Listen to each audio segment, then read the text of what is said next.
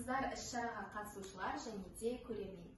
Бүгін кітапхана меңгерушісінің ұйымдастыруымен өткелі жатқан қалам сынағы атты поэтикалық симпозиумға қош келдіңіздер.